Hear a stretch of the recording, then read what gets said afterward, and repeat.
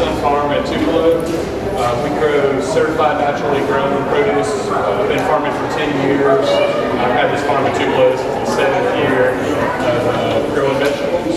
And we market primarily to our CSA.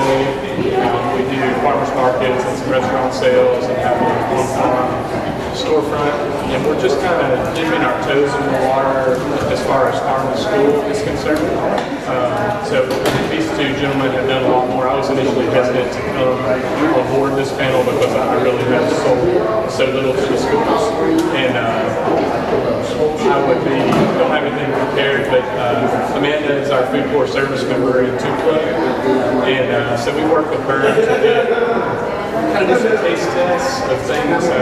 We've done kale and last year turnips, and then we worked with our previous food corps service member last year to get in some kind of taste test sample type things. And so I'm looking maybe to learn from Glenn and Steve here, learn from y'all about what it takes to get more volume into the school system. So that's me. Steve Hale with St. Patrick's Fresh, just outside of Tupelo. Hydroponic farm, grow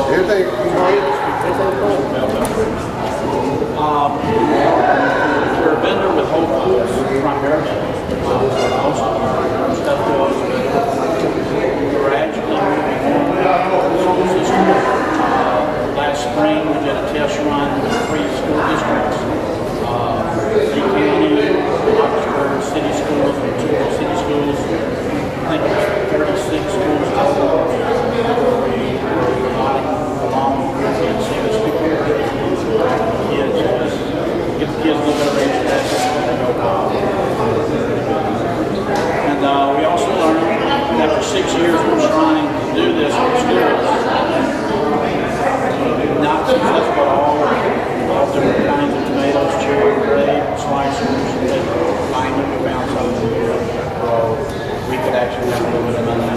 The kids love it. It works for the school, it works for us. So our hope is to,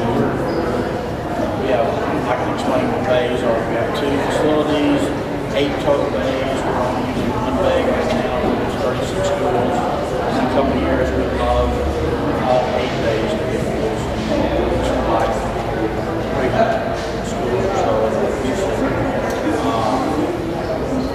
That's what we're doing. Mr. Goodhome. How y'all doing? Doing well? Okay, myself, my brother here person, and we are from a little town that's north of here, Holmes County, to be exact. But actually I started doing farm school in 1995 in a town in Florida called Mariana, Florida. We started with 1 school district and we did some strawberry when we first started. Matter of fact, we started off with 1 school in that 1 school district. And so after that I started working with the food director back and forth, and she gave me what I call the Bible for food service, food buying guide. And with that food buying guide, I went and started studying it and educating myself just how schools procure their product in terms of volume, how to convert what the school used into poundage, and of course poundage back into yield into the field. Because farmers need to know, most farmers talk in terms of bushels and not cases. So over the years I trained myself to be able to go out and work with farmers in school food service and talk 2 different languages. With school directors, we talk certain feed. In case with the farmers, we talk acres in bushels. And so we actually started, like I said, in Florida, doing farm school in 95. We did some work with the ag marketing service. We published 3 manuals on how to do farm school. You know, farm school then was just like Bobby Mandrea said, when we were doing farm school wasn't cool. You know, now it's cool, everybody want to do farm school, but it's kind of scary a little bit now. Because when we got too many cooks in the kitchen. Nothing turned out right. Because everybody got their opinion. You know, and so over the last, probably the last 10 years, I've been fighting, not fighting, going around trying to correct a lot of misinformation on farms. But you know, when you spend your own money, it's hard to do that. And we started off in like in one county. We have done work in Arkansas. I trained guys in Arkansas to farm schools. Of course, they wouldn't. Some of the groups we worked with didn't follow through. They didn't do what they could have done. I'm from Arkansas. You and me need to talk after this. Okay. We worked with the food director that used to be there, Ms. Sharp. She retired. She's a great lady. She had good compassion for farmers. We piloted schools from Parent Bluff all the way back to West Memphis, Arkansas. We stayed in Arkansas probably about 5 years working back and forth. We did sweet potato sticks, we did snap green beans. At that time, we were working with a group out of co-op out of Parent Bluff. They dropped the ball, so after a while, we couldn't keep going back and forth over there because it was wearing us thing, you know, for its time constraint. But we have worked with schools as small as 30 kids in the school district, up to a school district like Miami Dade that got 365,000 students served per day. But one thing about farming school is they're all centered around one thing, per serving feeding costs. If you can develop a product that can work with school per serving feeding costs, they can serve it in their meal. But 4 years ago, I decided to come back to Mississippi and work with my brother to put in a food hub in Uringa. So we started off in one of the markets I wanted to catch for the food hub with was the farm school market. And then we set up a meeting and had with Cade Manning, Priscilla Everman at that time, and Ms. Donna Stubbs, and we told them what we wanted to try to present to them. At that time, we wanted to sell some collard greens.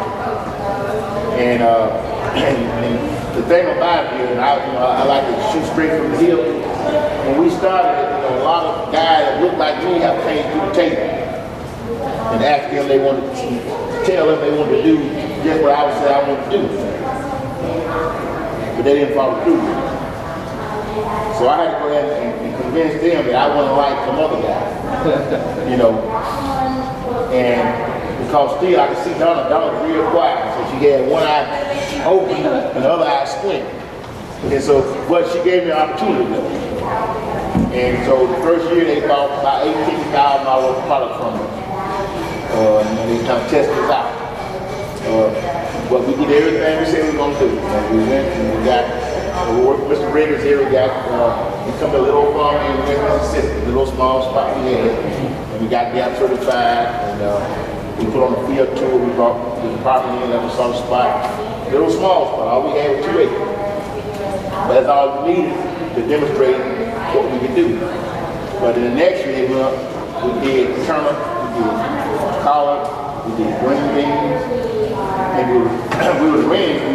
we rented a spot, about a 30-acre spot. And the next year we did collards, turnips, snap beans, we did sweet corn. Now the sweet corn, we networked with a farm out in Illinois. We bought the sweet corn from him. But we invested in the equipment, the process, put it in carb liquor. And then, but we started out with one product, now we're up to 7 products that we actually sell to the DOD program.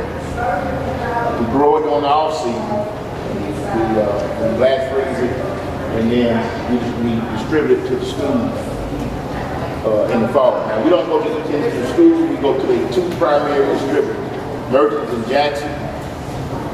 And we go to Conrad to Bridge. We deliver to them, and then they distribute to the schools. But we had to assume the responsibility of getting the product delivered to those distributors so they can go to the school district. I love the market. It's a great market to be involved in because one thing about it, they pay fast. You know, we get paid within 4 to 5 days of delivery, and that's pretty fast for a market. And they pay a good premium price. You know, we have a good premium price for the product. But we also sell to individual schools. We sell to Humboldt County School District, and I have done a lot of work in Memphis. We Memphis Public School District. We sell to them also. We do collard green jam, and we do sweet potato snack packs. Now, some products we don't grow like sweet potato, we go to Waterman. We buy them from Clark Farm in Barton. And we come back and we process them. We peel them. We got a machine that dices up the French fries, and then we got compostable bag, 4 by 6 inch compostable bag, and we actually bag those snack packs, and we ship them to Memphis City School, and they said they serve them the after school program. Good market. We just did 17,200 last week, and had delivered to Memphis City School.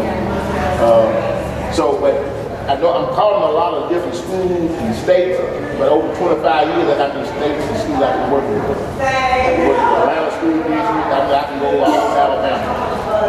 And the reason I did that was I was trying to get small farmers instruments and send them to the school before it got too popular. Because see, when everybody get into stuff, the rules change. And so, but if you get in early enough, you can work within those changes. Now it's hard for small farmers to sell to the school because the rules have changed. See, when I first started, I could go to a school district and talk to them, and they can buy from me because they want to. Now they got to go and see what USDA is saying. Now they went by the rules, but now it's harder for a food director to do something because they feel like everybody else is watching them. And I said, no, you gotta have that, you gotta have this, you gotta have that. You know, when I started, you had to have all that. So my biggest job now, when I go and talk to the food director, is trying to re-educate them on how they can buy from the small. And it's tiresome. So what I did about 3 years ago, I made a switch. I thought going to the individual school district, I thought going to the state office and working through the DOD program. So now I have to talk to one person rather than talking to 300 people. If I can convince one person to buy, that makes it easy on me. Now Florida, but Mississippi has a statewide procurement, and Alabama has a statewide procurement. Those are the only 2 states that I know have them. And so it's easier to sell in Mississippi because you can go through the state department system rather than go to the individual school district. You still can go to the individual school district, but it's easier when you can go to one person like Donna and Miss Hicks to sell them to give to the school. It makes it a lot easier. But farming school is a good market. It's nothing what I call brand new. A lot of times when I come to meetings like this, I have flashbacks. You know, from time way back when we used to go to California to have farm school meetings. For 5 years, I was the South Region lead for farm school. And Mississippi was one of my states that I represented. Texas, Arkansas, Mississippi, Alabama was the state that that I was responsible for. And I stepped down from that because a lot of the effort in farm schools started drifting more towards school gardens. I have nothing wrong with school gardens. To me, school gardens is more around nutrition, not farm school. But you know, I think what happened, everybody figured out there's a lot more work than doing farm school than farming. Put in a farm garden. And so everybody started easing towards school gardens. And so they sort of left the fungus out in the back. So most of the farm school effort now are coming from commercial side farm. And they're calling that farm school. And I think what needs to happen now to make farm school successful in Mississippi is we need to start collaborating and working together more. to aggregate small farm product. The key is aggregate. You always find a guy with 2 or 3 or half acre product, but he or she can't aggregate it and get it to the school. Last year, the school wanted watermelon. I don't grow watermelon, but I know a farmer in Jefferson County that grow watermelon and do a real good job. But he don't want to go through the expense of growing them and putting them in the cases, loading the transport truck up. He'd rather just put them in a bin and you come get the watermelon. So if the school wanted the watermelon, I do the farmer. So my brother and I been down there and talked to him, talked to Braxton Bullock. So Braxton needs some fall melon. He said, well, I put them in for him. So, you know, I got that to school. School put them on their grocery list, and they wanted 6,000 watermelon. I said, okay, they said, then I can do it for you. So my job to get the truck together. It was my job to buy the bins. It was my job to take them out of the big bins he had, put them in the cases, and it was my job to give them to Jackson, to the merchants, to JPS, and up the bridge. And so we called Kane, said the watermelon was ready. We called Brandon in the Department of Ag office, and we went down, and I think it took like, 5 18-wheeler load, 53-foot 18-wheeler to get it up to our food hub, where we had to go through and grade out each watermelon and reman it up and then get it down to Jackson. And that's our first time ever palletizing watermelon. I never done that before in cases. But we load them up, put them in cases, and we carry them to Jackson with the merchants, and we carry them to Briggs and Conway. But if I had networked with him, the school would have got local watermelon, and he would have sold 6,000 watermelon. So he made about, I think we had to pay him $4 a melon out the field. And that worked out good for him, and it worked out good for us. So the only way to make farm school work in a small, anywhere really, if you're going to try to bring in small farmers into the fold, you've got to network together. You got to have someone that's able to go out and aggregate the product. You got to have a facility that can package it like school wanted, and they got to work with some type of distribution channel to get it to the school. That sounds hard, but it's really not hard. Because there's always somebody that's doing stuff like that. You got to find them, you got to network with them. The biggest problem that I've seen in Mississippi or Alabama, this they have work to. Small farmers do not like the middle. Because everybody trying to protect their market. But in the long run, all we do is create a movement and your commercial side guy. I remember when organic farming first started, if you didn't have a whole tractor, you went organic. Now all of a sudden you got a guy here in California, 2,000 acres, and he organic. So what the small guy can do? He had the kitchen. But he the one, the small guy, the one created this organic movement. Now he got to learn. Farmers school the same way, folks. If you don't learn a network, they have to aggregate each other's product. The big guys can change the rules so now the small man almost out of being too farm school. Because of the rule change. They constantly change the rule. And so what I'm hoping in the next year is that we can develop some type of aggregation network in Mississippi, so we can get more small farmers involved in farm school. It's a great market. It's a lot of money. Schools spend every year on food. It's a lot of money out there. But the only way you can be able to tap into it, you got to be able to aggregate and be able to distribute. All you really need is probably 2 or 3 processing sites. So one in South Mississippi, one in Central, one in North. And you have some kind of way to aggregate from small farmers beyond that point and have a marketing person that understands how to correlate production into milling process. Mississippi has enough money coming through rural development other places to do this stuff. If they got someone to willing to sit down and listen to somebody that is actually doing it. Glenn, your processing facility that you have, did you capitalize that yourself? Or Yeah. was that, okay. Yeah. And so there's enough money in the small farmer being able to get paid and you being able to make money aggregating, processing it, and selling it, where you're still able to make a profit and pay back your debt on the Right. facility, the flash freeze, and everything. Exactly. So they must be paid relatively decently. They are, you know, and what really helped out a lot too, you know, when USDA changed the per service fee, they went from a quarter cup to a half cup. So now they got to buy more. And so really they're paying, you know, what they used to say, well, the most we can pay is 15 cents a serve. Most of them around 25 to 30 cents a serve.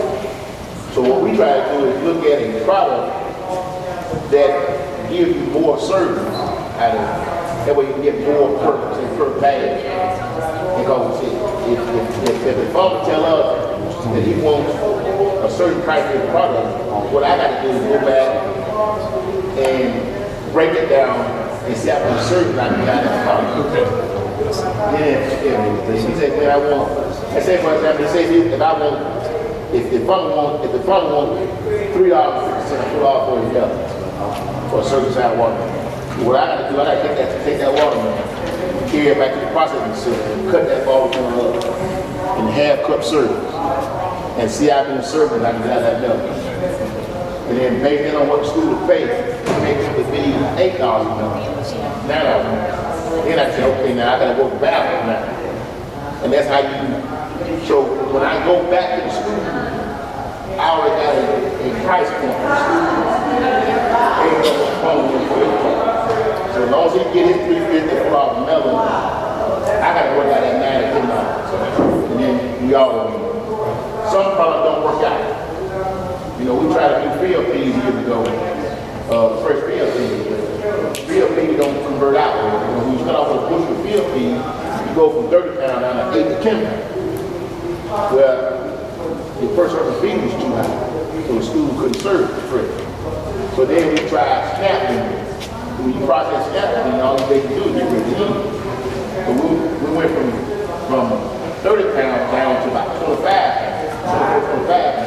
So now we was able to do snap bean because it takes about 2 7.5 pound bags of fresh snap beans to serve with a case of each snap bean serving the can. Okay. So now the school paying $20-something, say 25, 20 up to 20 to $24 each for cans snap beans.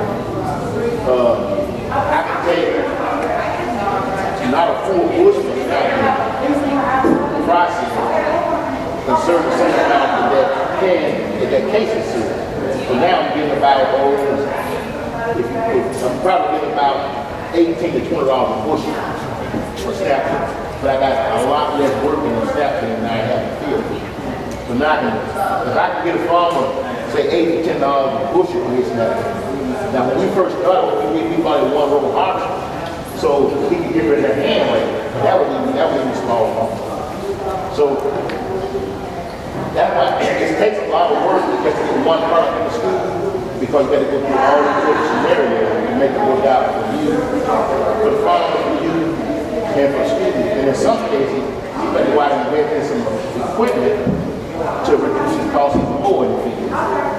Because I know picking peas is really expensive. And so we did years ago for the one row harvest, so you can get rid of that $7, $8, $9 a bushel just to pick it, because it kept messing up the fix for us to sell it. So a lot of times when I do product development, I have to look at a lot of different scenarios. Last 3 years we've been perfecting butternut squash because the school had to increase their orange and green colors in the meal pack. It took us a while, but we found out it's effective to where we can grow it, we can process it, and we got menus, we got a recipe for the school service. And I like it because it cures itself. We can hold it for 6 months. So we grow it in the spring, harvest it around about say August, and we can hold it 6 to 7 months. So that's a product that's small farm friendly. We don't even try to grow sweet potatoes because that's a big man out there. So the best thing to do is go there and develop a line with the big guy and buy the sweet potatoes from him. Are all your farms in Mississippi? Yeah. For that you're serving Mississippi, Right. they're all come from Mississippi. All Mississippi. How do you, I mean, just being in this line of work and knowing humans, how do you ensure consistency? Like I could see, one guy having a wonderful butternut squash. I guess that's a little easier than something like collards. Yeah. How do you make sure that you're getting consistent? Well, You're piecing it together with yeah. what you What I do with this right here, I get all the insurance funds. I call it insurance funds. I might have 10 small funds I'm working with, but I have one big fund that grows whoever. So if the person comes short, I'm not going to be mad at him. I just cash on my insurance fund. I go and I may call Raw, for example. I develop relationship with him in the note. So let's say if we get hit too hard and we use all our turn, well, he's missing funds, but he grows for Walmart and everybody else. So I can call him and say, I can call South Carolina and say, I need 300 boxes of our turkey. Say, okay, Glenn, we have them ready tomorrow. But it's small. So I got to cover myself in terms of working with small groups in case they want to show up. I develop a relationship with a large group. And that's why that's my insurance problem. I learned a long time ago, like part-time brewers, you can't beat them, sometimes you have to join them. And because I started off when I started the process in college, when years ago, I had a cut that I was using that wasn't anybody else using. Well, eventually Raw turned to how I was cutting the green. Now you go to Walmart now, you see what they call shredded green. You just go, you didn't see those greens anymore. I was the only one selling green. Well, hindsight, I actually went to South Carolina and said, look, we cut the green like this, you can sell a lot more. So when he started selling green to the store like that, guess what? I went from selling to 3,000 there and down to selling 300 there because he had distribution. I didn't have it. So I saw 5 years ago what Raw was probably trying to ease the work. I had my time to go ahead and start a relationship with him. So if you do use the school system, a little bit of that market that we got, even us keep. If you can't pay this, you got to join because he got distribution. The more distribution you got, the way part of the market you can take on. But one thing I can say this, and I won't keep over there, this secretly is probably, at all the things I've worked in, it's probably got the way I get every problem. It's got the best farm student market.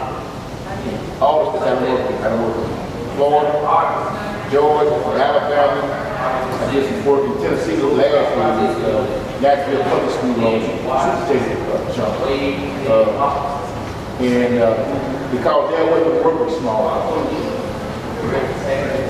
All the small farmers in this city do is organize themselves.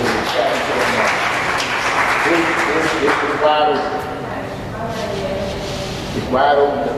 The key is network. Find somebody that's doing what you want to do, and you tap into their brain housing.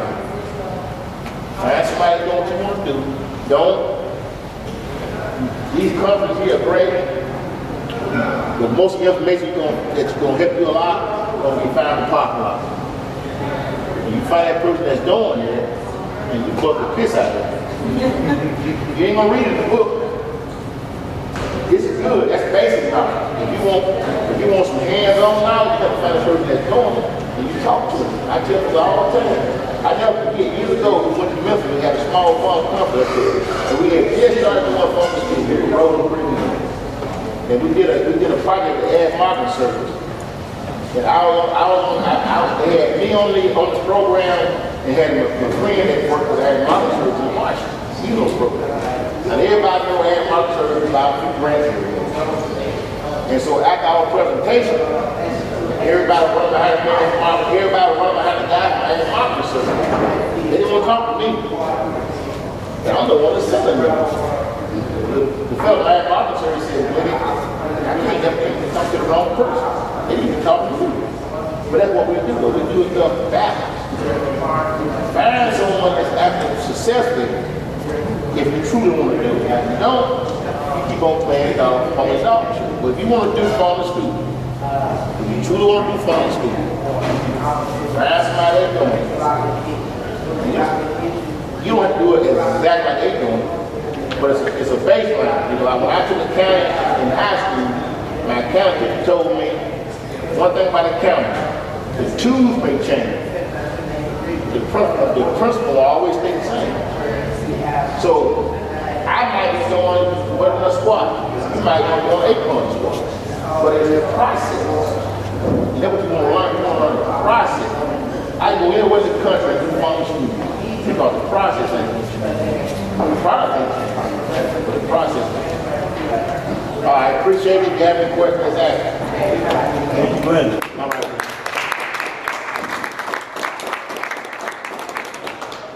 Do you have anything to say, Will? We got more time. Yeah, oh, yes, what's up? I mean, all I have are like, maybe is like a vision of what could be, and I don't think the system is in place for it. You know, like, I really commend you on learning the system, working within it, making it work. It's also very inspiring to me that it's possible to do that. But just kind of an example from my life last week. Our farm, we have 2 locations. They're in an urban area. And so one of them is maybe a half a mile from elementary school, junior school. And Amanda, our leader, she's our food corps service member. And basically through the food corps, they got some grant money to do this thing where, have y'all heard of Pokemon? They're like little mythical monsters. Well, they've turned that into Vegemon. And so they're trying to get kids interested in vegetables. So they've got these Pokemon cards. And so they did one called like Pterodactyl or something like that. They made the cards for the kids. And so they got some kale, not much. It was like 15 bunches of kale. And so from an economic standpoint, it's not really $18,000 worth of collard greens. But, you know, it'd be great if we moved into that territory. But so we sold these 15 bunches of kale. They came up with a kale salad, served to the kids, had the training part with it. And our farm crew, most of us came up from the farm to serve the kale to the kids. And it was really cool for us to make the connection of, hey, our farm is right here. You know, if this kale had legs, it could literally walk to your school. And to see the kids, a lot of them liked it. You know, some of them kind of hit out of their plate, but, you know, a lot of them devoured it, asked for more. And so just dreaming about the possibility of more, I guess everything being a little bit more decentralized, I realize that the system has gotten to be where it is for certain reasons.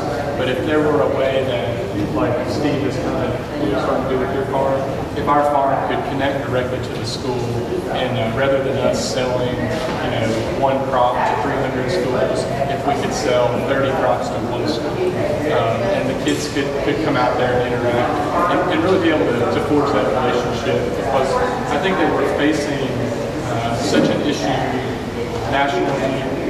Things are really polarizing right now. We're facing an issue in the state, health-wise and agriculturally. If we could get to these kids when they're young, and it really was meaningful for me, and this guy over there, Cliff, he works on the farm.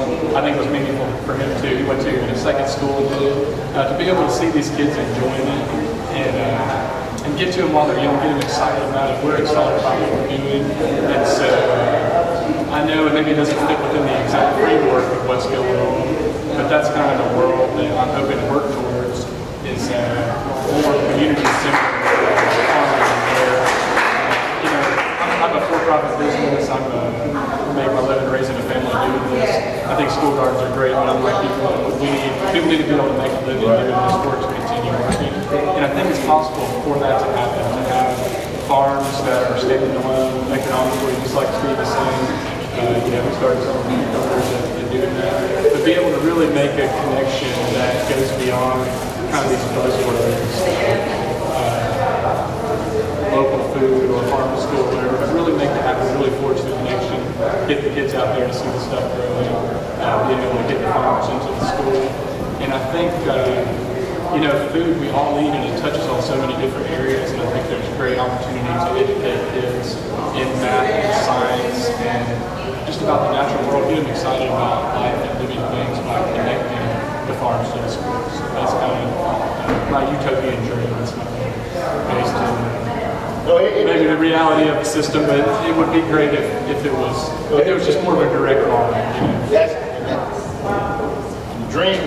Your dream is really reality, because that's the way it started out, just like that.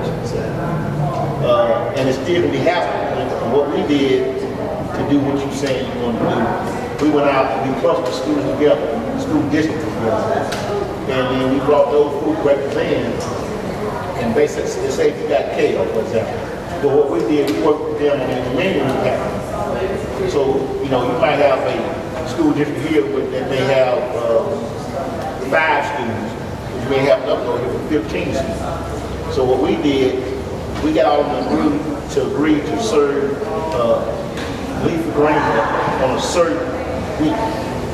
And so I wouldn't rely on this record, this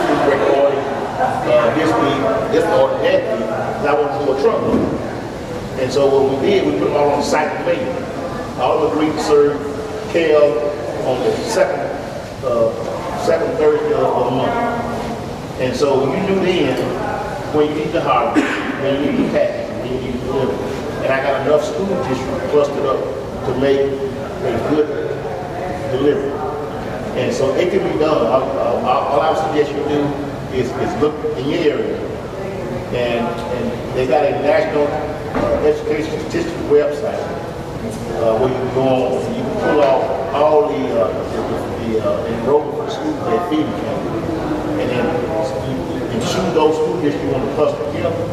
And then bring those food records together and talk with them about their cycle menu.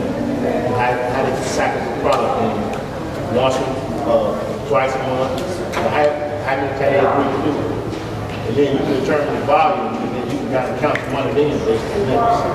You know, one of the issues that we run into is, and same thing with restaurants, is there's so much seasonality in this. I mean, kale and collards are great because you can start picking them in, you know, September and keep it going over until, you know, January. Exactly. But most crops, you know, the window is so short. You know, are the schools having, and I guess you're focusing on things in store, which is smart, sweet potatoes, squash, degrees. But you know, some of these crops, and I guess the hydroponic works well for that, you've got such a long season. But we're doing, you know, I'm growing 30 or 40 different crops, and I know I can specialize and grow, you know, less things and try to sell them in volume. But seasonality seems like a tough issue to get around with the schools. Well, you had trouble with that, or what we did, we choose us, say 2 or 3 signature crops, and then everything else is for 60. okay, yeah. But those 2 or 3 crops is what pays the bills. So then when the strawberry come off, I can afford to get a strawberry. When watermelon come off, I can afford to get one. But those 2 crops there is what gave me Which is sweet potato. sweet potato, we have increases in green, sweet potato, butter, squash. But they say I want some late watermelon, we can have that. They say want some strawberry, green, we can have more variety here because you ain't just carrying one crop anymore. You're carrying because when they order the staff, they're not going to stop ordering the other stuff. They got to go along with it. And then you can also look at, you can talk to the school about going frozen. They can make frozen without going to school. So stuff you throw out of season, ask them about food freezing. So what you do then is, I think what you then, you get to they got the order for you to see and then everything like that. So this is a lot of time without talking to someone that's been doing it, you don't need the truth to show you. But you can, what we did, we first started years ago, we did with an Alabama school system up there, Oklahoma. She wanted to buy Fertility. So she didn't want to come with a building. So we call it Forestry program. She couldn't buy Forestry program. She buy program. But she couldn't buy Forestry program. Just a man, just a word. And so every year I knew that she needed 600 groups. It takes 600, 700 groups because she was serving once or twice. So once you get to the food record, sit down again. And the key is sit down that food record. And y'all become a little, y'all minds. Are they storing those? I mean, you storage space? That is really easy to store it on yourself. But if you get the volume, then what you have to do, you have to try to find a person that can hold it. But you can get the volume.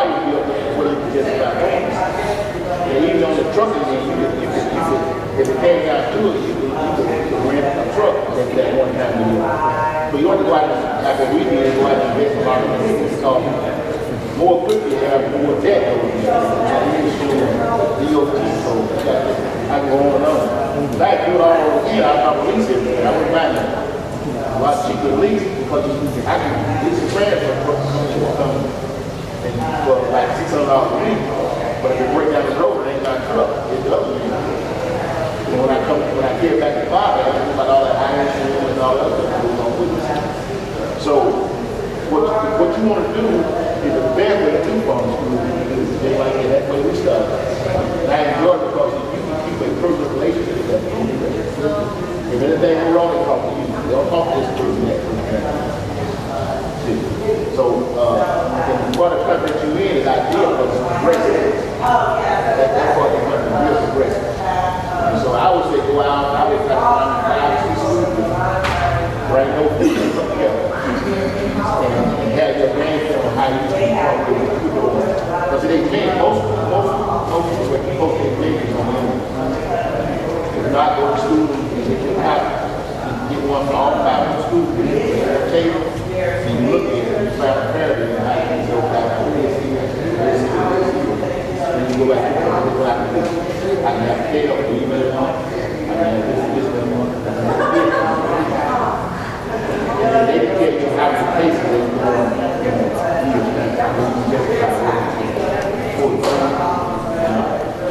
So as far as finding the pricing plan, do they give that to you, or you're breaking it down by survey? Well, you can ask. You can ask them what the law they can tell you. They can tell you how much they're paying for frozen grain. They can tell you how many servings come out of their place. Then you can take that and go back. Most schools probably around, I guess, on the high side, 26 cents a serving, but on the low side, about 18 cents. Which is the serving amount. The DJ asked me just to share hurdles and struggles we had dealing with school. Every school's issue is kind of it's extremely easy for child nutritionists to pick up the phone, call their distributor, call Riggs or merchants or Gulf South or Coast or wherever they are, and order what they want when they want it. It'll be delivered what they want when they want it. Dealing with a small farmer, and they, because of all kind of issues they might have, they're not going to be as dependable as calling distributor. So dependability is huge for the school. And so that's something we're working on and trying with our cucumbers. We also do the DOD programs. Just a quick example, and then I'll cut this short. We're doing a large order of the loan against these cucumbers from the DOD. We're starting in February. Last to make. So when I get the order from the DOD, it's a total of, let's just say 500 cases, 535 cases to be delivered every other week over a 10-week period. So that's 5 deliveries over 10 weeks. And the order sheet says 35 cases on this delivery, 40 cases on this delivery, 200 cases on this delivery, and then so on until you've got the 500 done. But for a small farmer, if you're going to plant enough plants to be able to meet that 200 case delivery somewhere in the middle of that order, all the rest of the time that those plants are growing, you're producing to supply 200 case order. And you're only getting a 30 case order, 40 case order. So when I responded back to Brandon, I explained to him how many plants it would take to produce that 500 case order. So instead of 10 weeks, stretch it out to 14 weeks because the crop will produce for 6 months. So we're not growing cucumbers for a month with no place to go with.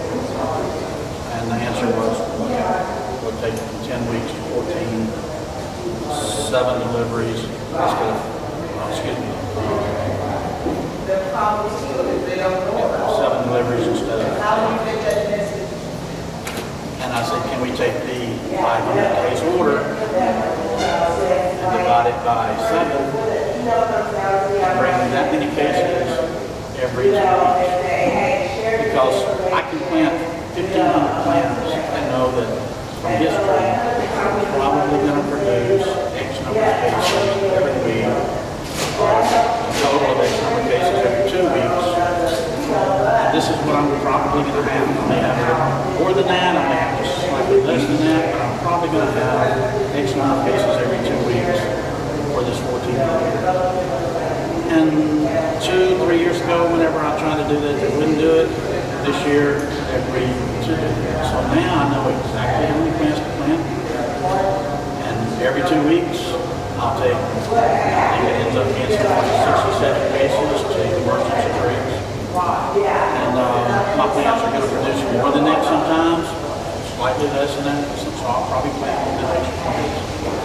And I can be defendable as much as possible for a small farm. But that's one of the issues I had when we first did the DOD program, is that orders come in and they want a whole lot on one delivery, a little bit on another delivery. It was impossible for a small farmer to make anything because you either have too much or too little in that type of order. And so that was one of the hurdles we were able to get over, and we're excited about starting to deliver them in February, March, April, May, and it actually will be a profitable thing for us, and we're getting fresh, healthy, and locally grown cucumbers to schools in the state. So, that's the biggest hurdle these days I had. That was the biggest hurdle I had to deal with. And one quick thing, you asked about pricing. For the DOD program, you basically tell them what you want, and they'll answer yes or no. And then you might have to come back with a little bit less. So far, it's actually a little bit more than you would sell. So it's worth trying. You know, something that I've heard is like through the DOD, they have like these forward contracts. So I was asking about selling collard greens, but then heard that, well, they buy the collard greens with the DOD, and it's like a preordained thing that like I can't sell collard greens in the school because they're coming from the DOD. And But the individual schools, individual school districts, And will the individual school a lot less than the DOD. you're going to get less of a price. Oh, wow. So the key, I guess, The like DOD program is a federal program. The school, if you're selling directly to schools, you're getting inside of their budget. See, I was assuming the DOD, you're bidding against like California. No. Each state got one of